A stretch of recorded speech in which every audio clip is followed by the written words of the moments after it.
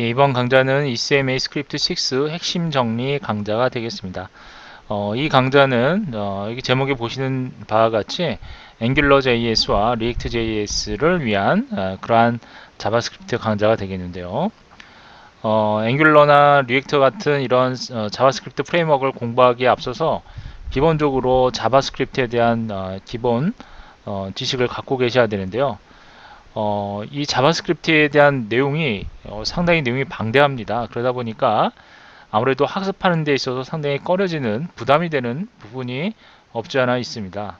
그래서 여러분들이 좀 앵귤러나 리액터와 같은 이러한 프레임워크를 학습하는 데 있어서 아무래도 좀 자바스크립트가 좀 약하신 분들은 따로 시간을 내서 공부하기가 그렇게 녹록지가 않죠. 그래서 요 ECMA 스크립트 6 부분만 가장 기본이 되는 부분만 좀 핵심적으로 해서 정리를 하는 강좌가 되겠고요.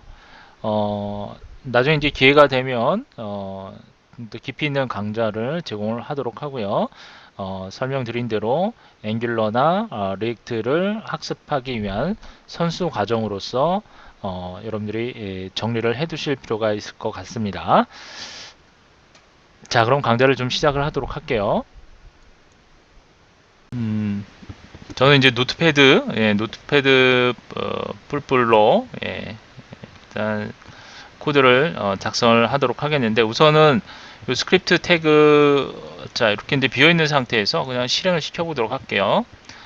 구글로 크롬에서 실행을 시켜서 하나하나씩 예제를 만들어 보도록 하겠습니다. 지금 이제 스크립트 내용이 아무것도 없기 때문에 이렇게 이제 빈 브라우저가 화면에 보이게 되고요. 그 다음에 여기에서 그 F12라고 해서 이제 개발자 모드로 들어갈 수가 있는데요. 이렇게 이제 개발자 모드로 들어오시면 여기 이제 콘솔이 있습니다. 콘솔을 선택하시면, 자, 이거는 이제 지금 저희가 방금 만든 문서입니다. 이거는 문서고요. 엘리먼트는 그다음에 콘솔을 열어주시면 이렇게 이제 콘솔 창을 볼 수가 있습니다. 이 콘솔에서 그 자바스크립트 코드를 작성을 하면서 추가적인 설명을 드리도록 하겠습니다. 먼저 변수 선언하는 부분과 그 다음에 상수에 대한 부분 좀 설명을 드리면, 기존의 그 스크립트에서는 그 변수 선언을 할 때, 자, 변수 선언을 할 때 var, variable이죠. 이 var을 이용해서 변수를 선언을 했었습니다. 그런데 ES6가 되면서 이 변수 variable 대신에 let이라고 하는 예약어를 이용을 해서 변수를 선언하게 됩니다. 이건 이제 바뀐 부분이죠. 그 다음에 그 기존에는 상수라고 하는 개념이 없었는데요. ES6에서는 상수라고 하는 요 const라고 하는 예약어가 또 새롭게 등장을 합니다. 그래서 요 let과 const 새롭게 등장을 하게 됐고요. 나중에 뒤에서 다시 한번 이제 스코프에 대한 설명을 드릴 때 이 let에 대해서 다시 한번 설명을 드리도록 하고, 먼저 간단하게 사용하는 방법 좀 보면, 변수 선언할 때 이제 let 이렇게 해주시면 되고요. 예를 들면 변수 a를 선언한다, 이렇게 let 해주시면 되고, 보시는 바와 같이 AAA는 어떠한 값도 지금 들어가 있지 않습니다. 그래서 AA 해주게 되면 undefined라고 하는 형태로 값이 나오게 됩니다. 자, 이번에는 이제 AA라는 변수에다가 어떤 값을 넣어줄 수가 있습니다. 100. 이렇게 되면 AAA는 100이라는 값을 갖게 되죠. 또는 뭐 콘솔 로그해서 AAE 뭐 이렇게 출력을 하더라도, 자, 콘솔이죠. 100이란 값을 화면에 출력을 하게 됐고요. 자, 이렇게 값이 어떤 초기 값이 주어져 있지 않은 경우에는 일단 let은 변수를 선언할 때 variable처럼 변수를 선언할 때 사용하는 예약어다라고 보시면 되겠고, 그리고 이렇게 이제 값이 주어져 있지 않아 부여되지 않았을 경우는 할당되지 않았을 경우에는 undefined로 해서 표시가 됩니다. 그리고 변수를 선언할 때는 이제 보통 let을 이용하게 되고요. 아니면 또는 b 이퀄해서 bb에서 뭐 예를 들면 150 이렇게 선언을 하게 되면 바로 bb라고 하는 변수에 150이라는 값이 선언이 되기도 하죠. 그리고 뭐 값을 뭐 여러분들이 얼마든지 원하는 값으로 바꿀 수 있는 게 변수죠. 그래서 bb라고 하는 변수에는 처음에는 150이라는 값을 갖고 있다가 이와 같이 새로운 값을 갖게 됩니다. 얼마든지 변하게 되는 값을 이제 변수라고 하죠. 자, bb 이렇게 표시가 되고요. let으로 선언했던 변수 AA 역시 마찬가지입니다. AA도 이와 같이 100에서 뭐 200 뭐 이런 식으로 해서 AA 200이라는 값을 갖고 있는 것을 확인할 수가 있겠죠. 자, 이제 그 다음에 상수인데요. 상수라고 하는 거는 이제 변하지 않는 값, 그러니까 어떤 값을 프로그램상에서 사용하다가 값을 더 이상 바꾸지 않고 값을 변수라고 하는 것은 항상 값이 변하는 그런 수를 변수라고 하는 거고, 상수라고 하는 거는 값이 항상 일정하게 유지되는 것을 상수라고 하는 거죠. 그래서 프로그램을 수행을 하면서 값을 바꾸지 말아야 하는 경우에는 이렇게 이제 상수를 사용을 하게 되면 편리하죠. 그래서 ES6에서 새롭게 등장한 바로 개념이 바로 상수입니다. 일반적으로 이제 상수는 다른 일반 프로그램 언어에서도 많이 사용을 하는데, 기존에는 이제 이런 상수라고 하는 게 없었어요. 그래서 예를 들면 제가 상수 선언할 때 const라고 하는 이어거를 이용을 해보도록 할게요. const는 자, 보통 상수를 의미하고요. 그 다음에 상수를 선언할 때는 대부분 대문자를 이용합니다. 그래서 이런 식으로 해서 AA, BB 뭐 이런 식으로 대문자를 이용을 하고, 만약에 여기다가 대문자와 언더바를 이용을 합니다. 이런 식으로요. 밑줄 언더바를 이용을 해서 뭐 이렇게 200 뭐 이렇게 선언을 하게 되면 이 값은 항상 이제 AA 언더 BB는 200이라는 값을 갖게 되는 거죠. 그러면 자, AA 언더바 BB CC라고 하면 200이라는 값을 갖게 됩니다. 그리고 이제 만약에 이 값을 바꾸겠다, 중간에 이 값은 보시는 바와 같이 상수는 바꿀 수가 없어요. 그렇죠? 상수는 바꿀 수가 없습니다. 바뀌지 않는다는 얘기예요. 그래서 바로 에러가 나죠. 타입 에러가 나옵니다. 할당할 수 없는, 상수에는 값을 할당할 수가 없기 때문에 이와 같이 에러 메시지가 나는 거죠. 그래서 이제 상수는 값을 바꿀 수가 없어요. 그래서 이런 식으로 프로그램상에서 이렇게 값을 바꾸지 않고 사용을 할 경우에는 상수를 선언하면 되겠죠. 그래서 이제 만약에 변수나 상수 중 어느 것을 사용해야 될까라고 고민을 한다면, 프로그램상에서 어떤 실수로 값을 바꾸는 경우를 방지해야 되겠다라는 경우에는 상수를 선언해서 사용하면 되겠죠. 그래서 이렇게 새롭게 등장을 한 것이 바로 상수라고 하는 개념이 자바스크립트 6에서 새롭게 등장한 개념이라고 보시면 되겠습니다. ES6 스크립트에서 새롭게 등장을 했고요. 참고로 선언을 하실 때 let 해주시고 AA 그 다음 뭐 BB 뭐 이런 식으로 해서 컴마를 이용해서 여러 개의 값을 선언할 수가 있습니다. 물론 선언을 해도 상관은 없습니다. 이런 식으로 해서 뭐 1000 그 다음에 B는 역시 1200 뭐 이런 식으로 해서 여러 개를 잠시만요, 에러가 나네요. 보니까 여기는 이제 AA는 이미 이제 선언이 되어 있기 때문에 에러가 나는 것 같아요. 선언이 되어 있는 것 다시 한번 이번엔 AA 그러면 1000으로 해보겠습니다. 1000. 자, 그 다음에 BBB 1200 이렇게 한꺼번에 두 개를 선언할 수가 있습니다. 이런 식으로요. 자, 그래서 요 AA는 이제 기존에 선언이 된 거기 때문에 다시 한번 선언을 했더니 에러가 발생을 하는 거고요. 자, 그 컨스도 역시 마찬가지입니다. 컨스도 여러 개로 값을 선언할 수가 있습니다. 이와 같은 방법을 이용해서 선언하시면 되겠고요. 자, 그 다음에 이제 한 가지 용어를 좀 설명을 드리면 식별자라고 하는 개념, 식별자라고 하는 개념에 대해서 좀 설명을 드리면 식별자는 말 그대로 무엇을 식별할 수 있는 도구 또는 뭐 식별할 수 있는 것을 의미하죠. 그래서 이제 변수 같은 경우가 바로 식별자에 해당이 됩니다.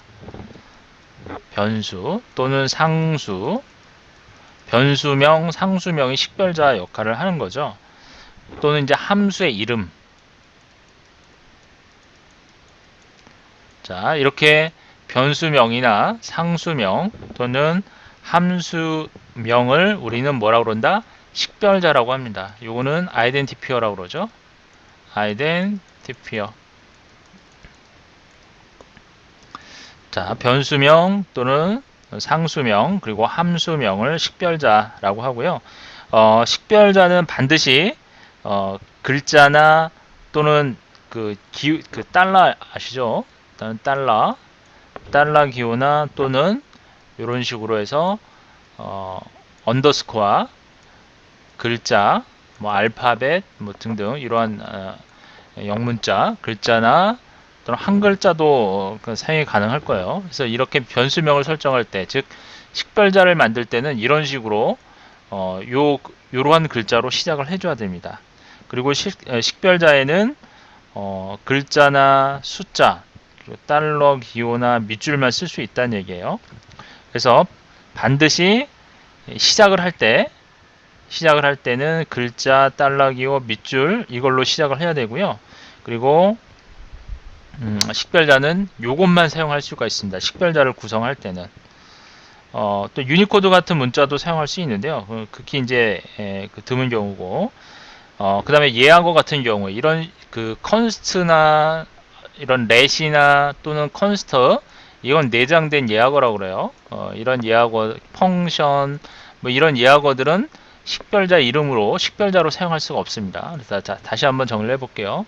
식별자라고 하는 거는 변수의 이름, 상수의 이름 또는 함수의 이름을 식별자라고 하는데 이러한 식별자들은 이와 같이 글자나 또는 달러, 달러 기호죠. 달러나 언더스코어, 언더바 요걸 이용을 해서 식별자의 이름을 시작을 해야 되고요. 그리고 요걸로만 식별자를 구성을 할 수가 있습니다. 식별자를 구성할 수가 있어요. 자, 이거 꼭 알아두시고요. 보통 이제 이 경우에 요 달러 같은 경우에는 일반적인 다른 언어 같은 경우에는 특수기호 문자로 사용하는 경우가 많이 있죠. 반대로 이제 PHP 같은 경우에는 변수명 앞에 이렇게 이제 달러 기호를 이용하게 되는데 자바스크립트 같은 경우에는 이 달러 기호를 식별자의 이름으로서 사용할 수가 있습니다. 그러니까 대표적으로 jQuery 같은 경우에 이렇게 이제 달러 기호를 식별자 이름 앞에 사용을 하죠. 그렇죠? 달러 기호 자체를 식별자로 활용을 할 수가 있습니다. 이렇게 이제 식별자의 표기법은 크게 이제 그 캐멀 케이스 방법과 그 다음에 스네이크 케이스 방법이 있습니다. 일반적으로 많이 사용하는 방법이죠. 예를 들면 그 변수 뭐 variable name 뭐 이런 식으로 해서 이런 경우에 이런 그 표기 방법을 뭐라고 그래요? 이런 표기 방법을 캐멀 케이스 방법이라고 그러죠. 캐멀 케이스. 캐멀이 뭐냐면 낙타죠. 낙타 같은 경우에는 뭐 이런 식으로 그 등이 혹이 이렇게 이제 그 굴곡이 있죠. 이렇게 혹이 새기고 그러니까 이런 글씨들은 variable name 중간에 이렇게 혹이 보이는 혹이 나오는 어떤 그러한 형태의 지정 방법을 캐멀 케이스라고 얘기를 하고요. 그 다음에 일반적으로 또 많이 사용하는 방법이 스네이크 케이스 방법이 있습니다. 스네이크는 이제 뱀을 의미하죠. 그래서 뱀 꼬리 마냥 그 계속 이제 이어서 쓰는 방법이죠. 예를 들면 AA 언더스코어 BB 언더스코어 이런 식으로 해서 중간에 이렇게 밑줄을 이용해서 계속 이어 쓰는 방법, 이러한 방법을 이제 스네이크 케이스 방법이라고 그래요. 그래서 표기법은 뭐 여러분들이 원하는 방법을 하나를 정해서 사용하시면 되겠습니다. 예를 들면 이제 뭐 캐멀 케이스 방법을 사용한다든지, 일반적으로 캐멀 케이스 방법을 많이 사용을 하고요. 스네이크 케이스 방법 또 이제 많이 사용을 합니다. 어쨌든 이런 식으로 사용을 하게 되고요. 이제 식별자를 만들 때 한 가지 또 일반적인 관례가 있습니다. 보통 그 식별자를 만들 때는 대문자를 첫 글자로 사용을 하지 않습니다. 그러니까 대문자로 시작을 하지 않습니다. 대문자로 변수명을, 그러니까 이러한 변수명이나 함수명, 또 상수명 같은 경우는 대문자로 시작을 하지 않습니다. 보통 대문자로 시작하는 경우에는 클래스 이름 같은 경우에 대문자로 많이 시작을 합니다. 클래스 이름 같은 경우에는 첫 글자가 대문자인데, 이렇게 식별자 같은 경우에는 첫 글자가 대문자가 아닙니다. 첫 글자를 대문자로 시작하지 않는다라고 하는 거, 그런 원칙, 그건 관례죠. 물론 사용한다고 해서 그게 뭐 오류가 나거나 문법적인 오류가 나거나 그러지는 않습니다. 하지만 일반적으로 이렇게 쓴다는 거예요, 대부분. 하지만 클래스 같은 경우에는 이러한 객체를 나타내는 클래스 같은 경우는 첫 글자를 대문자로 사용하는 경우가 많죠. 그래서 클래스 같은 경우에는 대문자로 많이 사용을 합니다. 그 다음에 이제 식별자 앞에 이렇게 이제 밑줄로 시작하는, 언더스코어로 시작하는 식별자가 있는 경우가 있어요. 이렇게 하나로 시작하는 경우도 있고요. 또는 이렇게 언더스코어에서 언더바 두 개가 들어가서 그 식별자로 사용되는 경우가 있습니다. 시작을 할 때. 이런 경우에는 아주 특별한 상황인 경우에 이렇게 사용을 합니다. 또는 이제 뭐 내부 변수에서 내부 변수에서만 사용하는 경우, 이렇게 특별하게 밑줄로 시작하는 경우가 많이 있습니다. 그러니까 어떤 특별한 상황이 아닌 경우에는 대부분 밑줄로 시작을 하지 않습니다. 그러니까 뭐 자신만의 어떤 특별한 변수 카테고리를 만든다, 그런 경우에는 이런 식으로 밑줄을 이용을 해서 사용을 하게 되고요. 그 다음에 이제 jQuery 사용할 경우에는 이렇게 달러 많이 사용하거든요. 달러 기호로 시작하는 식별자는 보통 뭘로 판단하시면 되냐? 바로 jQuery, jQuery로 판단하시면 되겠습니다. 그래서 jQuery는 보통 이렇게 이제 식별자를 달러로 사용을 하게 되고, 이 경우에는 jQuery 객체로 인식을 하게 되죠. 그래서 이런 기본적인 원칙이 있습니다. 자, 그 다음에 이제 리터럴에 대한 부분 잠깐 설명드리면, 용어에 대한 설명이죠. 식별자 또는 리터럴, 뭐 이런 용어들이 이제 학습을 하시다 보면 많이 이제 나오는 용어 중에 하나인데요.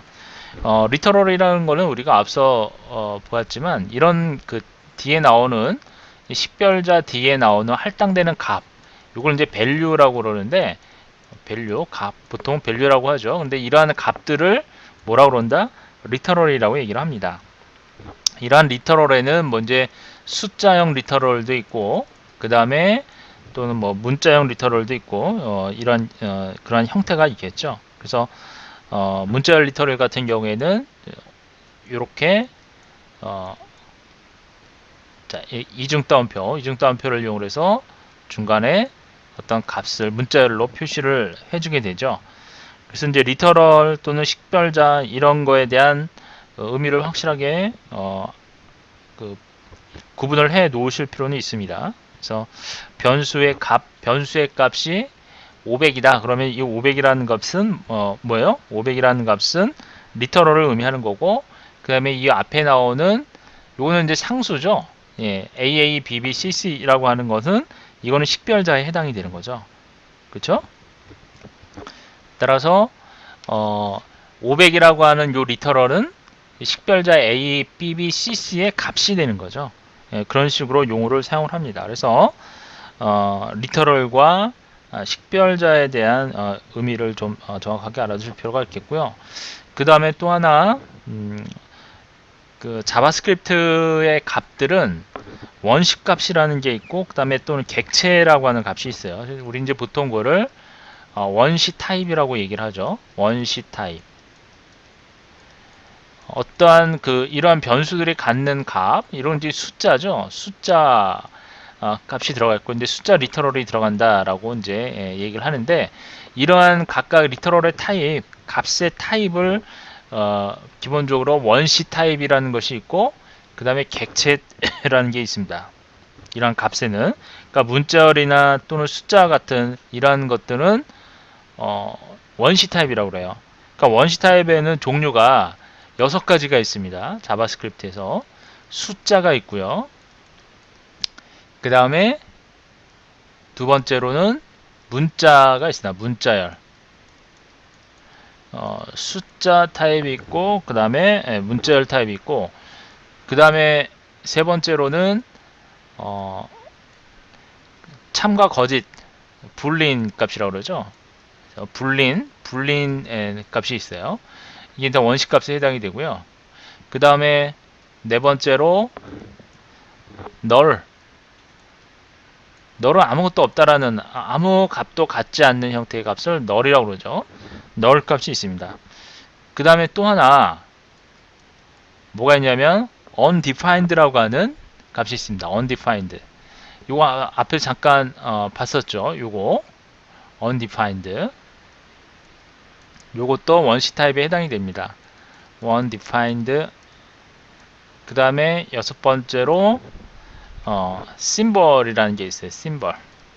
자, 이렇게 6개의 원시 타입이 있습니다. 그 다음에 이제 이렇게 값에는 원시 타입 이외에 그 다음에 또 뭐가 있냐면 객체가 있어요. 객체. 오브젝트.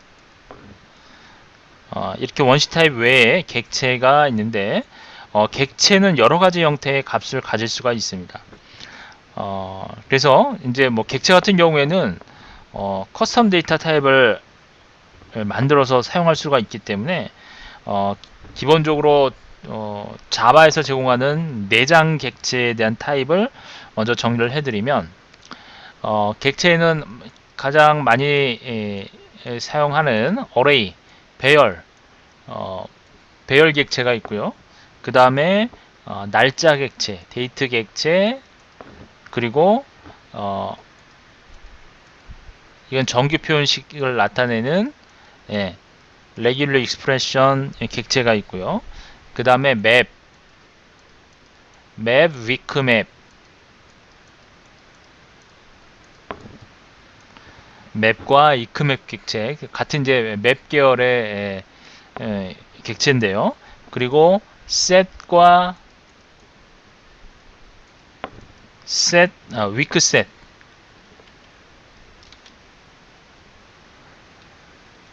셋과 위크 셋 객체가 있습니다. 요건 이제 나중에 뒤에서 다시 한번 설명을 드릴게요. 객체 학습을 할 때. 그래서 이제 이렇게 객체 타입이 있습니다. 객체 타입이 있어요. 자, 어쨌든 이런 객체와 원시 타입, 이러한 그 자바스크립트의 값은 원시값이라고 할 수 있는 원시 타입. 이건 이제 프리미티브라고 그러죠. 자, 프리미티브. 그 다음에 오브젝트. 이러한 값들이 있다. 라는 거 기억을 해 두시고요. 그러면 먼저 숫자에 대한 부분을 좀 보면 뭐 숫자 같은 경우는 뭐 제가 따로 굳이 설명드리지 않더라도 여러분 뭐 숫자라고 하는 건 뭐 여러 가지가 있을 수 있습니다. 뭐 소수점부터 해가지고 정수부터 해서 또는 컴퓨터로 표현할 수 없는 숫자 중에 하나가 뭐가 있죠? 파이 같은 경우도 하나의 그 숫자가 되죠. 또 원주율을 구성하는 그러한 숫자 같은 경우 어, 이런 식으로 이제 파일을 이용을 하게 되죠.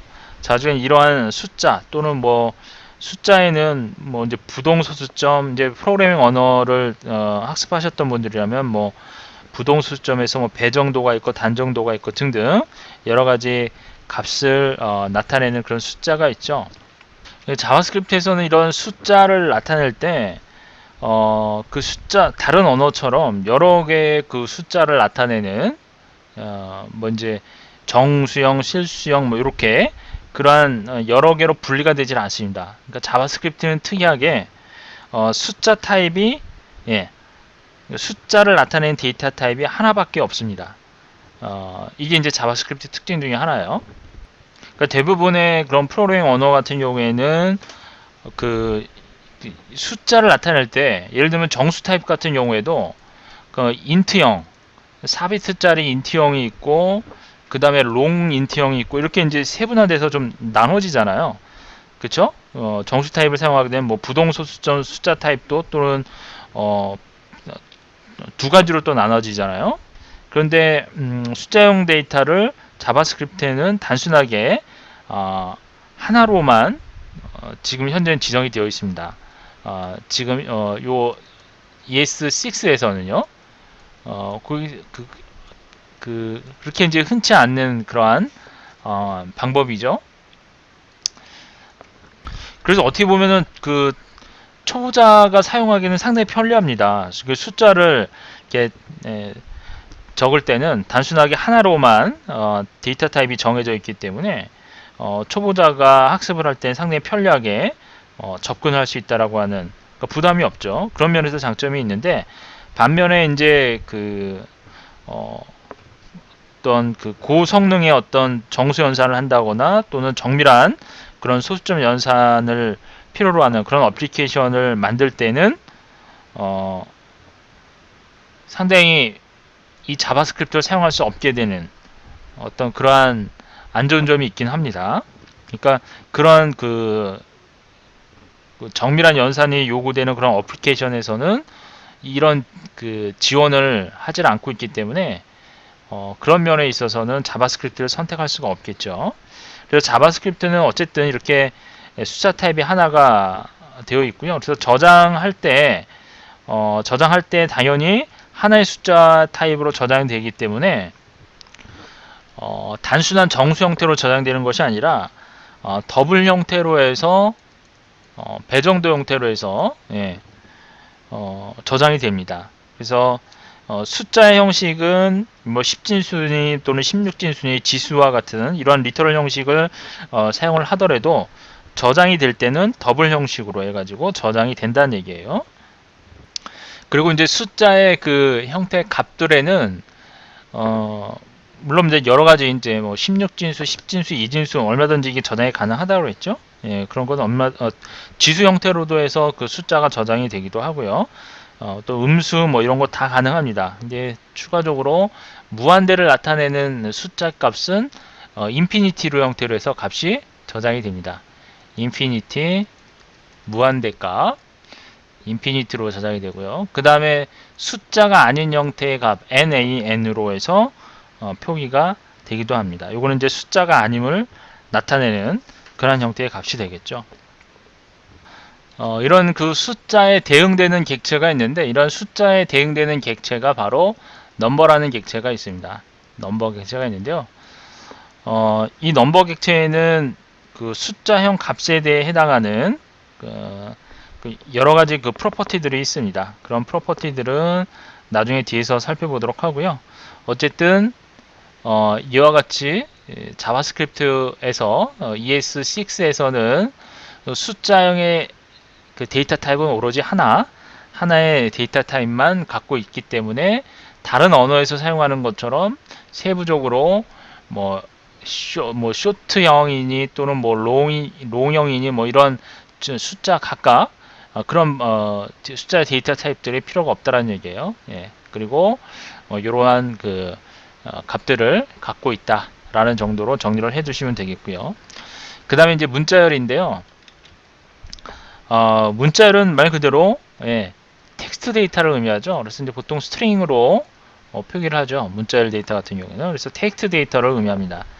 요 스트링이라고 하는 단어는 이제 스트링 오브 캐릭터스에서 나온 그런 용어고요. 자바스크립트에서 사용하는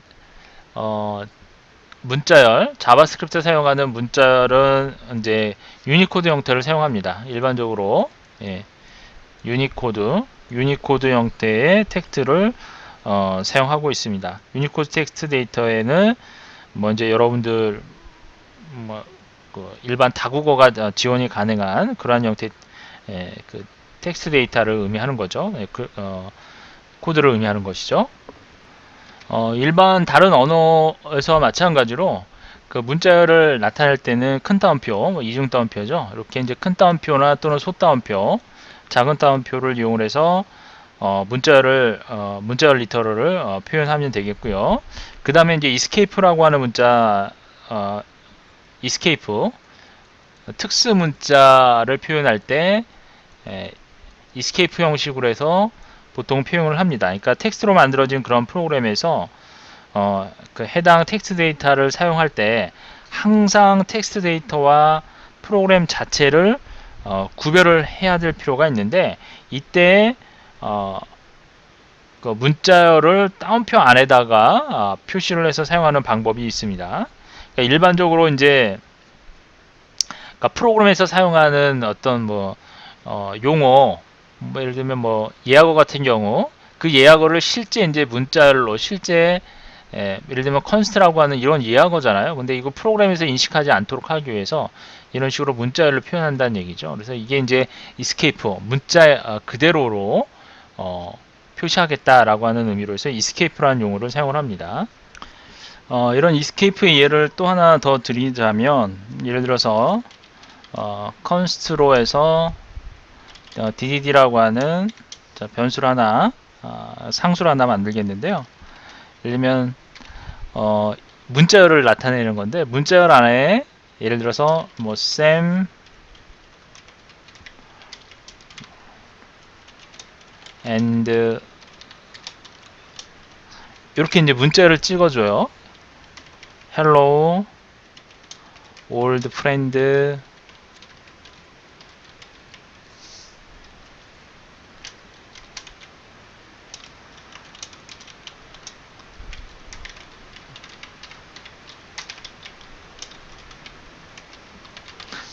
이렇게 하게 되면 요 문자열 안에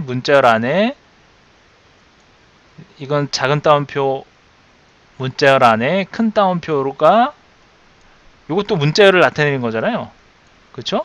하지만 요 큰 따옴표도 역시 하나의 그냥 문자 그대로 escape에서 있는 그대로의 문자로 표시를 하는 예가 되겠습니다. 그러니까 문자열 안에 이런 식으로 큰 따옴표가 들어가게 되면 이 해당 따옴표가 그 문자열을 나타내는 그런 특수기호의 형태로 사용되는 것이 아니라 자신의 원래 본래의 문자대로 escape가 돼서 출력이 되는 것이죠. 근데 만약에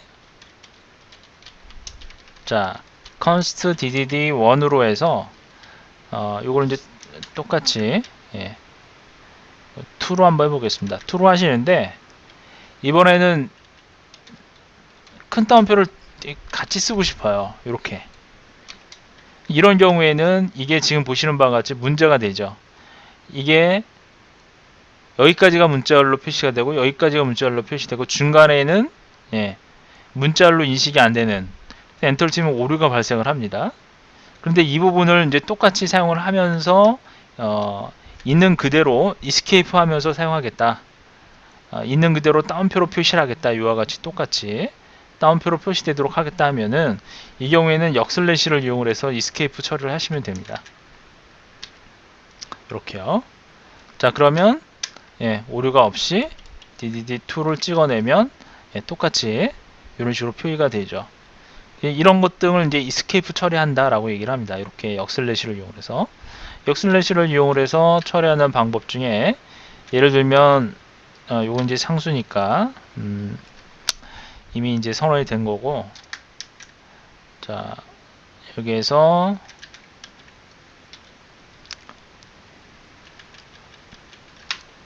역슬래시를 출력을 하고 싶어요. 그러면 역슬래시를 한 번 더 찍어주면 되죠.